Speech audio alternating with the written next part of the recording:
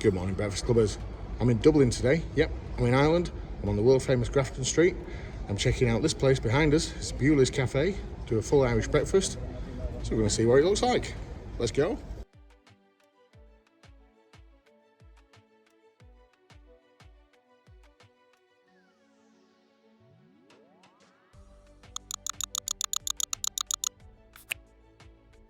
Okay, so I'm in Dublin for a couple of days this week with the wife and son, and thought we'd look for the best recommendations for a full Irish breakfast. After a few searches on that there interweb, we came across the highly recommended Bewley's Oriental Cafe on Grafton Street. After walking into the impressive foyer, past the bakery counter, we're met by the concierge, who shows us to the seating area. We've all opted for the full Irish breakfast, which includes bacon, sausage, black and white pudding, baked beans, poached eggs, roast plum tomato and brown soda bread, all individually priced at €18.75, with drinks costing extra. I've also chosen to add on the potato roasties side for an additional €4.75, because well, why not? Interestingly though, they turned up before the breakfast was served, so getting into the spirit of being a bit Irish this week, we'll do things a little differently. So I'll tuck in and review these first. Looking more like onion rings and drizzled in what I'm told is homemade garlic scallion mayo, I have 3 potato roasties. They've got a slightly crispy exterior, the interior soft and fluffy. The lack of taste in these though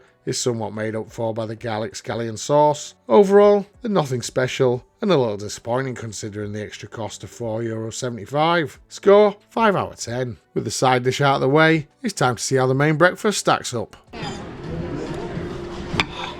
Thank you very much. Of the 3 plates we were served, the layout was pretty much uniform, with the exception that mine was lined more down the centre than the rest. Not sure why, but I feel it makes the plate look like there's more food to come. Other than that, all is looking good. The beans and the juices are well under control in the ramekin, and the poached eggs look fine, with some greenery for garnish. Score 7 out of 10. Let's start working our way through each item then, beginning with those poached eggs. Being only just a little bit bigger than quail eggs, these are possibly the smallest we've seen on the channel so far. Just moving them a touch on the plate shows how soft they are, and cutting in reveals a hot and soft, albeit minimal, runny yolk. Mixed with that buttered soda bread, they give off a great flavour. Score 8 out of 10. And speaking of soda bread, let's see how they're held up on its own. I've got 2 slices, buttered up well, extremely fresh and crumbly, yet at the same time heavy and dense in texture. When eating, it almost melts away without the need for chewing. Mild in flavour, but leaving a lasting sweet tang in your mouth. Great when paired with the egg, but also very good on its own. Score 9 out of 10. Next up, the sausages. 2 long, rather thin sausages, more like chipolatas, both cooked very well, very moist in the centre, with a lovely herby and meaty flavour. Very enjoyable indeed. Score 8 out of 10. Moving on from sausage to bacon, and this really stood out. 2 very thick, dry-cured rashers. They've got a great crisp on the fatty edges, yet plenty of moisture is retained. Cutting through them is a feat in itself, but the taste is a sweet, smoky flavour that really lingers on the palate. Score 10 out of 10. Yes, top marks for the bacon here. Let's just calm things down now with the tomato next. It's a half plum tomato, roasted rather than grilled as we often see. There's very little wateriness, and the flavour is less overpowering than usual. I could have easily eaten more of these, or at least the other half. Score 8 out of 10. From the tomato, let's release the beans. Honestly, a bit disappointed with the portion size here. Probably half of what I'd like to see, or expect to see. Of what there is though, they're enjoyable enough, but nothing special. Score 4 out of 10. And now we get to the puddings. Starting with the black pudding. A small round, but thick and soft when cutting through. A little crunch on the outside, plenty of moisture inside, giving a sticky texture on the tongue. Flavour is a savoury heaven. Score 10 out of 10. Straight over to the white pudding now. Much like the black pudding, it's a small, thick, soft and moist round. Flavour-wise, it's sweet and herby. It's been a while since I've had white pudding, and this didn't disappoint at all. Score 10 out of 10.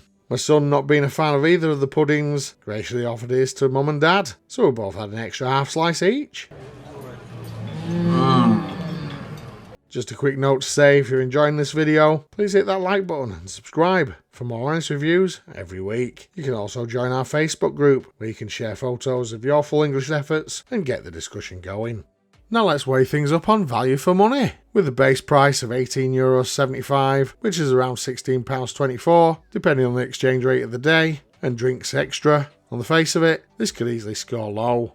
You could go elsewhere in the city and pay half the price for double the food. But as I was saying to my lad, you've got to weigh in the experience overall. We're on the famous Grafton Street in the capital at one of the most well-known eateries here. It's highly rated, highly recommended, and the atmosphere is excellent. And the roasties, while nice enough, didn't quite live up to their €4.75 price tag. The quality of most of the food here is exceptional. And that's why our score for value for money today is 7 out of 10.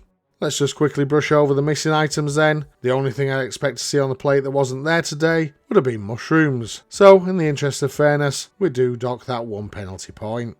Time for the final numbers now then, and after chucking all those scores into the number cruncher, Bewley's Cafe in Dublin scores a total of 85 points out of a maximum 110. Now we all know by now, we put that into a percentage, and that gives them a final Breakfast Club score of 77.3%, placing them high in our good rating bracket. Let's see how that affects the leaderboard. And Bewley's Cafe on Grafton Street now shares 6th place in the top 10, alongside the Good Karma Coffee House. This ultimately means that Morrison's Cafe, our top supermarket contender so far, now falls out of the top 10 entirely. And just before we go then, I'm going to leave you with a little dad joke, and it's one I took enormous pleasure in telling my boy during this trip. So here it is.